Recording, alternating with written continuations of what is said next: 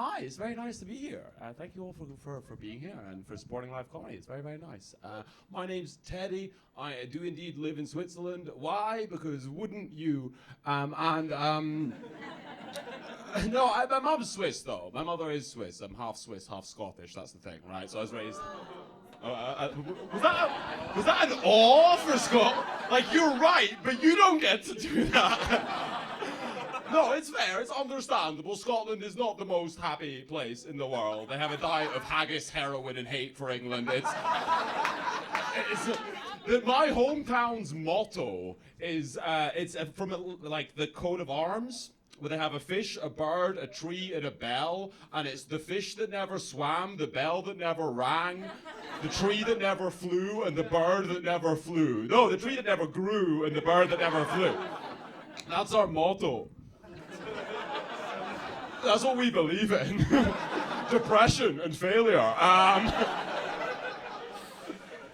It's exciting though. But I was raised half my life in Scotland and half my life in Switzerland. Half my life in Switzerland by my Swiss mother and half my life in Scotland by my Swiss mother. My father didn't really stick around for very long. Quick shout out to him. Where are you? And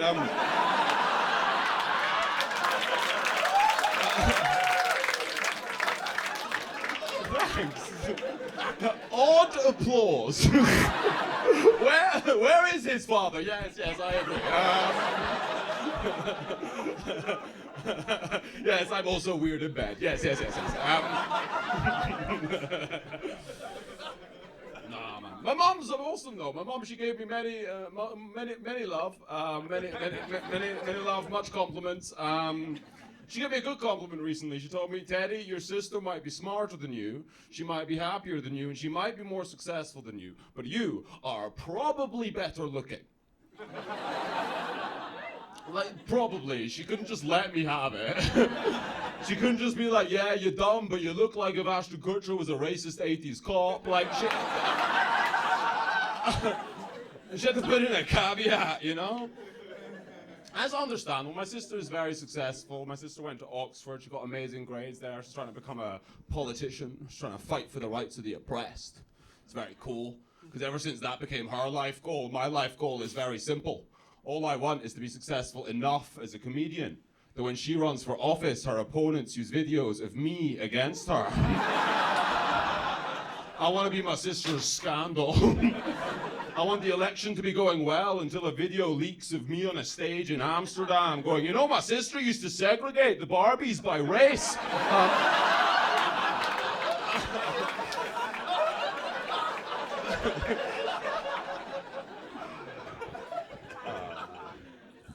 In case you can't tell by everything about me, I have a lot of ADHD all the time.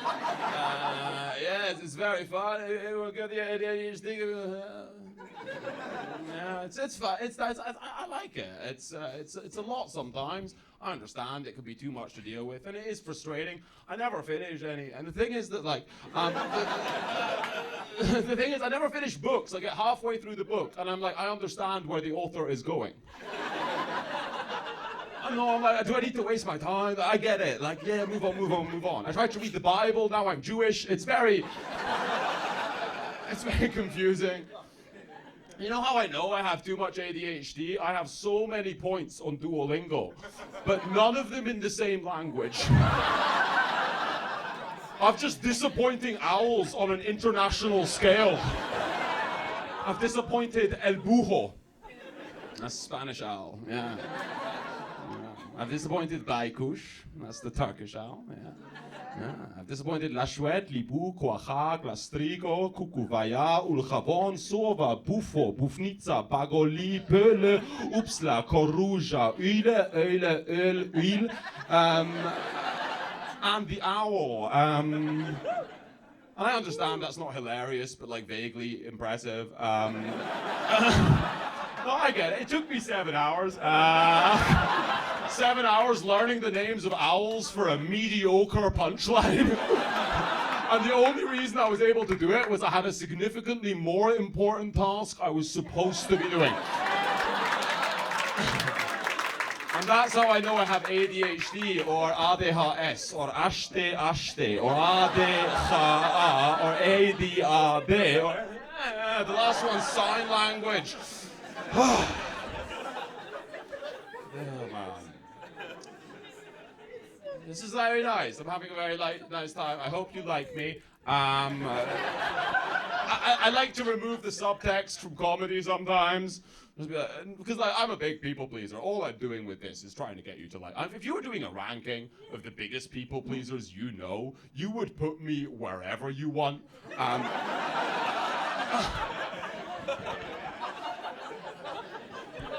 Do whatever you like, to be honest. Man, I'm working on myself a lot. This is my whole shtick at the moment. Is I'm trying to like self-improve. I'm trying to like find different ways, and I'm trying to make myself feel happier and healthier and better. Right. So like 19 months ago, I quit drinking alcohol. Okay. Thanks. I hate telling people. I do because everyone just assumes I'm an alcoholic. And I understand why, right? If I say 19 months, no alcohol, you look at me and you're like, not Muslim, not pregnant, and like, well, like, first of all, inshallah, it's possible. You never know, you know? But what bothers me is the assumption, because I don't know if I was an alcoholic or not. To me, I was just a party boy. That's how sober people think partying is, by the way. We're just like, you know, when you go to a party, you just start up. Yeah. That's all I think it is, right? Well, I do know that I was drinking a lot, right? I do know that because at one point I broke my ankle, and for 4 months I was in crutches. And for 4 months, all my friends asked me how drunk I was, and not a single friend asked me what sport I'd been doing. I was like, that's a sign. But I hate the assumption of alcoholism, because we only do that with alcohol. I've never met a vegetarian and been like, oh, this guy used to binge salami like a motherfucker. I've never gone to a cafe and my friend orders an oat milk latte and been like, oh, did you have a problem? Were you drinking straight from the nipple? But with alcohol, we do the assumption. And I get it, right? But it's worse than that. I also quit smoking cigarettes like 6 months ago. No, I have no hobbies. I have no passions left, honestly. 19 months ago, I quit drinking. 6 months ago, I quit smoking. I'm one bad day away from bouldering. I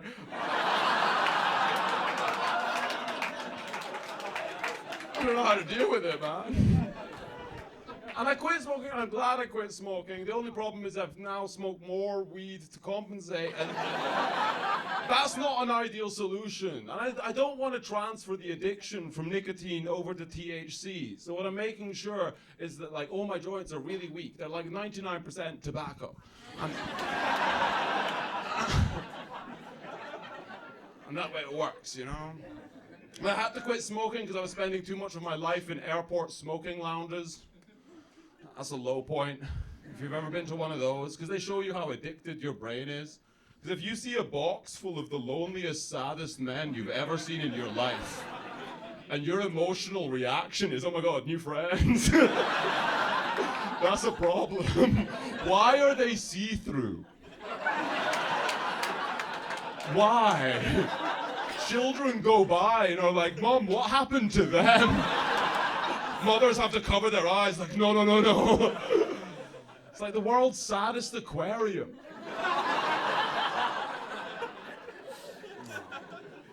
I quit. I'm glad that I quit, and I do feel much better. But it didn't really change, particularly my relationship with my body. I have kind of an odd relationship with my body. I don't particularly like my body. And I understand that is, people get weird when I say that. I get it, right? Like, it's not a rational or reasonable thing, you know? Everyone's body's, like, normal, unless you got, like, tentacles or whatever. Like, you're probably fine. Yeah, I'm body-shaming krakens. Like, it's fine. But, like, I don't really like my body because it doesn't feel like it represents me accurately, right? And that's not rational or reasonable. Like, no insecurity is reasonable. I once got insecure because I found out that snails have sex for 20 hours. Yeah, I walked around for the whole day being like, well, I guess I'll never sexually satisfy a snail. Like, there goes that dream. But I don't like my body because I don't feel like it accurately represents me.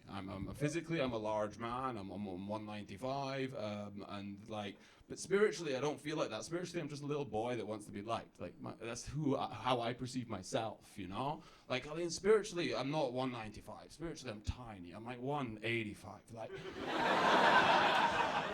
like the smallest a man could be, you know? Like, hot tip, don't tell that joke in Portugal. They don't love it. But the way that I would describe it is sometimes it feels like my body is a monster truck. But the driver of the monster truck is a goose that really likes poetry. Right? So you see the truck, and it's like, man. You know how men be. Yeah, that was my impression of a man. What do we think? No. But you zoom in on the driver's seat, and it's much less masculine. It's much more.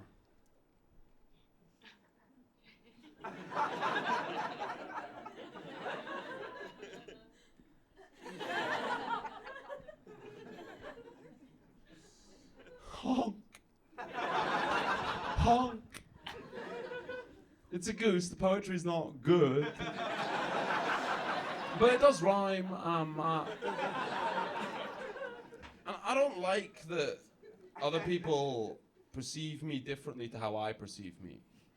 I don't like that I could be perceived as a threat. Like, I don't like that women will cross the street at night to avoid me. I understand why. I'm not an idiot. But I wish they would see the goose, not the truck. So I run after them, going, honk!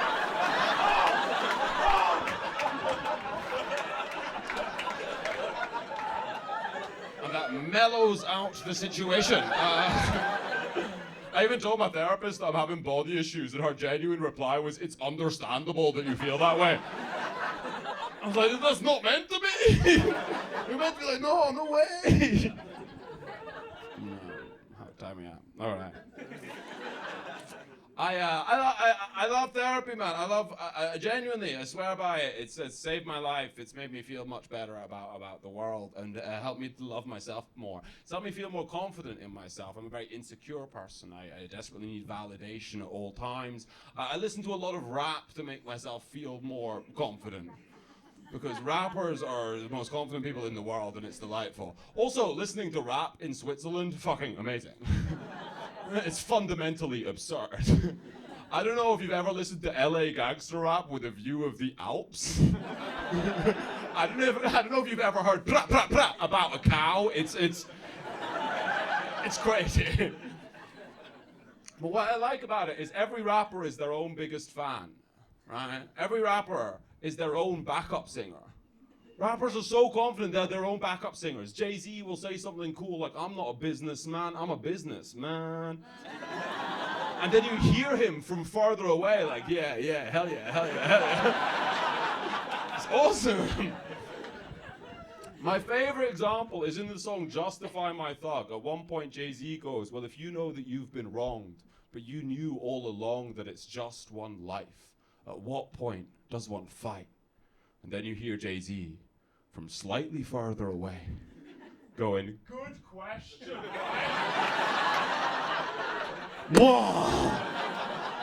I wish I could apply that to myself. I wish I could be like that. I wish I could do a set up to a punchline and then be like, oh my god, this guy. So funny. That was all for me, guys. Have a lovely rest of your